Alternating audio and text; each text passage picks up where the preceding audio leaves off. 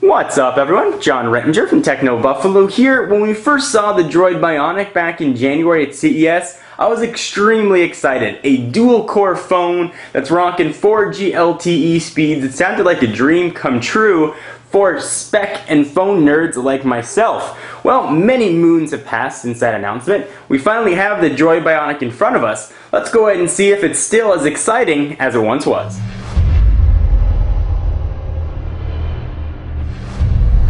Alright, so I want to give you guys an overview of the Droid Bionic. The full review is going to be coming very soon, but I've been getting a lot of questions about how the OS looks, how fast it is, and that kind of stuff. So I want to go ahead and show you. Let me just remind you very quickly of some of the specs here on the Droid Bionic. It's got now a very familiar 4.3-inch screen with a resolution of 540 by 960. So pretty high res there. It is dual core, as I mentioned, 1 gigahertz on each core, 1 gig of RAM, 16 gigs internal storage, and a lot of other goodness packed in here, including a 1080p camera that lives on the back, autofocus camera. So real quick overview from the hardware here. Got your typical Motorola 4 Android capacitive buttons. That one looks a little different on Motorola devices. On the left hand side, you got your charging port and your HDMI out. Soft touch feel here on the back with that Motorola logo, which I have covered up. Go ahead and rip that off there. This whole back is one piece. There's the camera with LED flash and the autofocus camera that I mentioned. On the other side lives the volume rocker. You can see it's a little bit of a chin there on the phone. Alright, so enough of that. Let's talk about the OS here. So no longer do we have Moto Blur. Hooray! We now just have Motorola skin sitting on top of the Droid Bionic. If you saw my previous video, I ran a quadrant score test, and it pulled in a pretty nice stock ROM score of 2,202.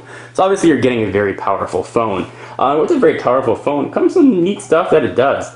So as I scroll from screen to screen, you can see some 3D animations there. It's not a 3D display, but it does do some pseudo 3D stuff. So you can see things start to slide in and slide out. If I go into the menu options here, you can see it looks like they're sort of folding out there. We do have horizontal scrolling here for all of your applications. Go ahead and exit home. There's some neat custom widgets that Motorola added. One of my favorites here is this contact widget, which you can sort of pull down and get access to more stuff. So I just selected one.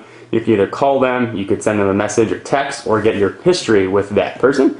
And you can add as many as you want if you, sometimes it gets tricky if you can sort of pull it down. There you go. And now you can add a ton of them there and just tap it and off you are running. Some other tweaks here. If you go into the camera, Motorola has sort of changed the UI a little bit from some of the stock gingerbread action that we've seen. Nothing giant, but a lot of subtleties here on this phone. Let's go ahead and check out what's most important to me. The browser. Specs are great. If I don't get good browser performance, it's not really that exciting. So let's go ahead and check it out. So here we've got Techno Buffalo's mobile site. Thing is lightning fast. Here I am connected to Wi-Fi. I do about 3 bars of 4G as well. I'll do a quick refresh, and of course this is the site that's been loaded on here in the past, so cookies, cache, and all that business are on here. So go ahead and let it refresh. At least I think I let it refresh. There we go. Let's go ahead. Nope, there it goes. Alright, so loaded relatively quickly. You can see my awful demo there. No checkerboard pattern at all. Clicked an article, it went right through. Pinch to zoom. Very smooth here. Let's go ahead and load a site that I have not loaded on here before. Check out one of my favorites, ESPN.com. And it should pull up. Actually, before we do that, I'm getting overexcited. Let's go ahead and check out the full version of Techno Buffalo, which has some Flash content. And this has not been loaded on the device yet. So I'll let it load the desktop version, and this is connected over Wi-Fi. And we'll zoom out.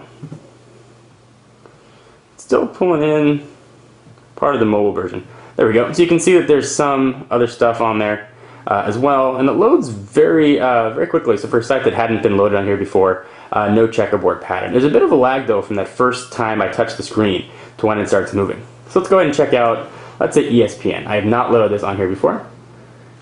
I'll go ahead ESPN. So I'm going to pull up the Google search for ESPN, and I assume that I'm probably going to get the mobile site here with this guy. But let's check it out. So this is just really a speed test of my Wi-Fi network. Let's go to the full site down here at the bottom. Scrolling seems to be a little bit smoother here, so I'll go ahead and launch ESPN.com, see if it'll take me. Oops. Picked up the total wrong site. There we go, ESPN.com. And let's see what this is going to look like. Go!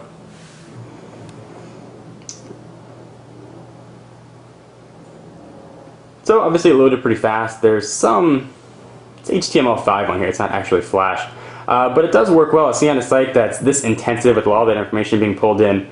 Pinch to zoom was very quick. There wasn't any lag in doing so, and moving around the site for every little room I have. It was very fast. The browser's been a really, really pleasant experience. And the high-res screen makes viewing text while zoomed in or wherever you are look really nice. So there's that. I'm going to hold off on showing some other stuff until the full review.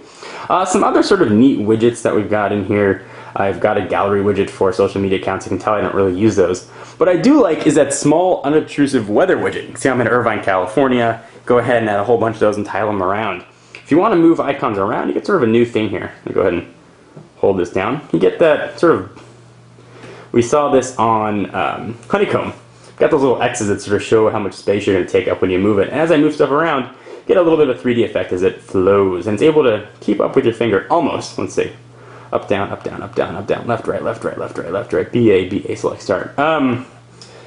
So you can see how sort of quick that is there as well. Overall, I've been pretty pleased with the Droid Bionic. I probably need about 1 to 2 more days before I do my full review, but I did want to share a bit more information about it, give you some overview. It's a very pleasant experience, probably, at least thus far, one of the better Android experiences I've had on a phone. Another small tweak that I do want to show you is in the keyboard. So let's go ahead and go back to browser. I'll open up the keyboard and we'll show it there. A little bit of delay. Not good to have on camera when you're doing a demonstration. So there is haptic feedback here, but it's really subtle haptic feedback. And I very much like that. It's not giving you that giant vibration. Just a little bit to let you know you push something. So I'm a big fan of that. We'll talk about this keyboard here in the full review. So stay tuned for that later on in the week. Anything you want to see mentioned in the full review, be sure to leave your comments down below. I am John Rettinger from Techno Buffalo, and I will see you in the next video.